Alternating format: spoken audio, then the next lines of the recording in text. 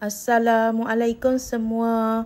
Hari ni saya nak kongsikanlah cara saya buat gulai lemak kuning telur ayam. Okey, jom kita tengok caranya. Ni saya tengah rebus telur ayam lah deh. Saya buat dalam 7 biji. Terpulang kepada kita lah nak buat banyak mana pun. Ni saya buat 7 biji. Lepas tu telur ayam ni kita nak rebus sampai dia masuk.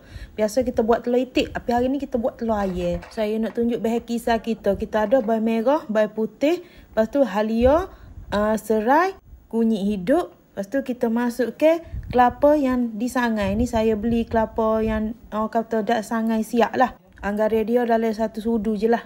Kita masuk deh. Ni sedikit ketumbar. Lepas tu masuk ke air dan kisar sampai bahan-bahan kita ni dia hacur deh.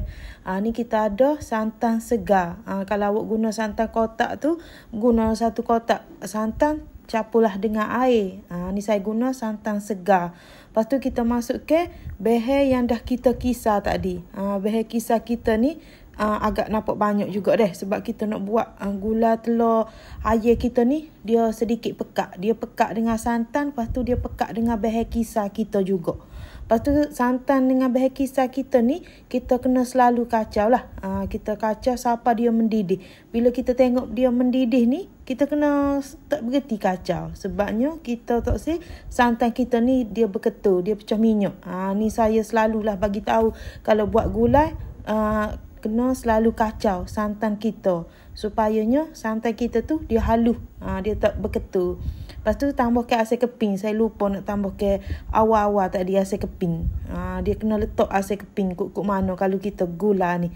Kalau awak kata tak ada asam keping, nak letak asam jawa. Kalau gula kuning gini, dia tak sedap lah kita letak asam jawa. Kalau kari, tak apa. Kalau gula kuning, kena letak asam keping dah. Lepas tu kita masuk ke telur. Telur ni kita dah rebus tadi. Lepas tu buai kulit dia. Kita pun masuk ke dalam gulai kita. Lepas tu kita tambah lada solok. Penyedap dia. Kalau awak tak ada lada solok, awak boleh letak timun, letak kacang panjang. Janji awak letak bahan sayur tu. Tidaklah awak kata dia kosong sangat. Ni lada solok ni saya letak sebiji-sebiji gini. Kalau kita macam potong-potong tu, dia akan rasa pedas. Jadi saya letak sebiji-sebiji gini ni deh. Biasanya lada solok ni memang orang tak buai tangkai dia. Orang letak sekali dengan tangkai. Memang orang kata pesing ataupun style orang Kelantan lah lagu tu. Kalau awak nak buai pun tak ada apa. Tapi biasanya orang masuk dengan tangkai-tangkai dia lah sekali deh. Lepas tu kita tambah ke perasa dia. Saya letak garam kasar. Lepas tu letak juga gula. Biar ada rasa masin manis. Biasalah kalau gula di Kelantan tu. Terpulang kepada awak. Kalau awak rasa tak usah makan manis tau, tak payah letak gula. Macam saya ni memang saya masak, kata gula tu lebih kata boleh kata wajib lah. Kalau dalam gula apa ni. Bukannya kita letak banyak sekadar untuk bagi ada rasa sedikit manis, tidak rasa masin saja. Ni kita selalu kacau gula kita. Lepas tu biar dia kata lama sikit kita masak dia. Supayanya gula kita ni dia susah nak basi. Tapi kita kena rajin kacau lah. Jangan tak kacau, nanti dia berketul. Tapi kita masak lama. Bila kita masak lama, kita kena kacau gula kita. Ni deh, gula kita ni sudah pun masak. Jadi bolehlah kita angkat. Lepas tu gulai kita ni, gulai telur ayam ni, dia kalau dia sejuk, dia akan sedikit pekat lagi. Sebabnya buat gulai telur gini, dia tak boleh buat cair. Kalau buat cair, dia tidak sedap. Dia kena buat sedikit pekat.